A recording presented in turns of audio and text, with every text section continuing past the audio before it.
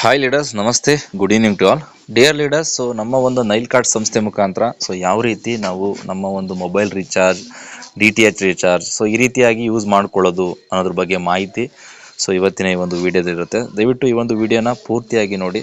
ಏನಾದರೂ ಡೌಟ್ಸ್ ಇದ್ದರೆ ನನ್ನ ನಂಬರ್ ಇರುತ್ತೆ, ದಯವಿಟ್ಟು ಕಾಲ್ ಮಾಡಿ, ನಾನು ನಿಮಗೆ ಎಕ್ಸ್ಪ್ಲೇನ್ ಮಾಡ್ತೀನಿ. ತುಂಬ ಚೆನ್ನಾಗಿದೆ, ಒಂದು ಒಳ್ಳೆ ಅವಕಾಶ ನಮಗೆಲ್ಲ ಸಿಕ್ಕಿದೆ ಸ್ನೇಹಿತರೆ. ಆ ಒಂದು ಅವಕಾಶನ ಪ್ರಾಪರಾಗಿ ಯುಟಿಲೈಸ್ ಮಾಡಿಕೊಂಡು ಒಂದು ದೊಡ್ಡ ಸಕ್ಸಸ್ನ ನಾವು ಕಾಣೋಣ ಇವತ್ತು. ಇವತ್ತು ಸ್ನೇಹಿತರೆ, ಯಾವ ರೀತಿ ನೀವು ನಿಮ್ಮ ಒಂದು ಐಡಿಗೆ ಲಾಗಿನ್ ಆಗಿ ರೀಚಾರ್ಜ್ನ ಮಾಡ್ಕೊಳ್ಳೋದು ಅನ್ನೋದ್ರ ಬಗ್ಗೆ ಇವತ್ತಿನ ವಿಡಿಯೋ. ಪೂರ್ತಿ ವಿಡಿಯೋನ ನೋಡಿ ಸ್ನೇಹಿತರೆ.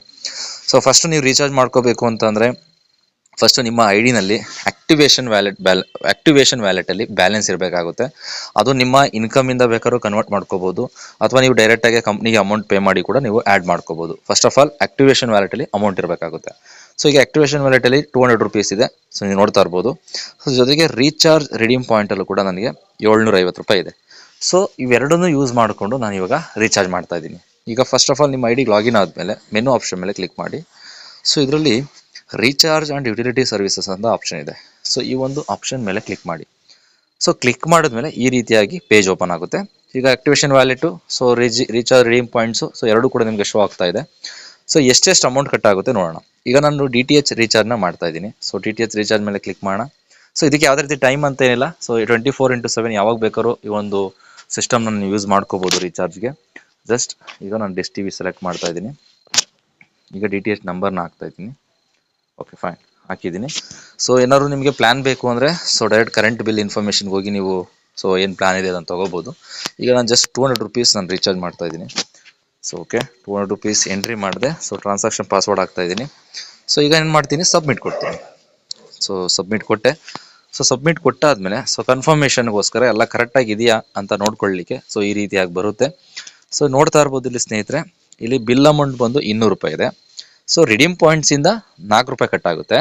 ಆಕ್ಟಿವೇಶನ್ ವ್ಯಾಲೆಟಿಂದ 196 ರೂಪಾಯಿ ಕಟ್ ಆಗುತ್ತೆ. ಈಗ ಆಕ್ಟಿವೇಶನ್ ವ್ಯಾಲೆಟಲ್ಲಿ 200 ರೂಪಾಯಿ ಇತ್ತು, ಬಟ್ ನನಗೆ 4 ರೂಪಾಯಿ ರಿಡೀಮ್ ಪಾಯಿಂಟ್ಸಿಂದ ಕಟ್ ಆಗೋದ್ರಿಂದ ನನಗೆ 4 ರೂಪಾಯಿ ಅಲ್ಲಿ ಸೇವ್ ಆಗುತ್ತೆ.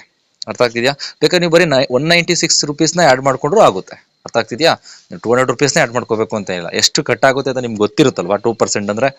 ಅಷ್ಟನ್ನು ಆ್ಯಡ್ ಮಾಡಿಕೊಂಡು ನೋಡ್ತಾ ಇರ್ಬೋದು ಇಲ್ಲಿ. ಈಗ ಕನ್ಫರ್ಮ್ ಮೇಲೆ ಕ್ಲಿಕ್ ಮಾಡ್ತೀನಿ.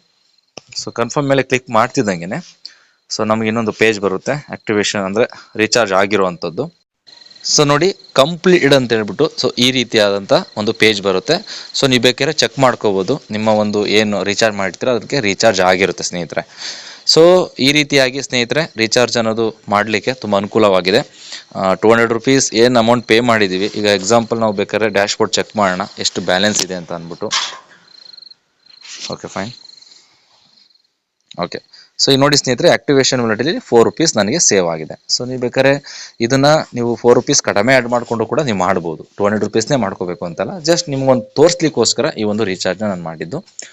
ತುಂಬ ಒಂದು ಒಳ್ಳೆ ಅವಕಾಶ ಸ್ನೇಹಿತರೆ, ಸಖತ್ತಾಗಿದೆ ಪ್ಲ್ಯಾನು, ಯುಟಿಲೈಸ್ ಮಾಡ್ಕೊಳ್ಳಿ. ಎಲ್ರಿಗೂ ಒಳ್ಳೆಯದಾಗಲಿ. Thank you so much.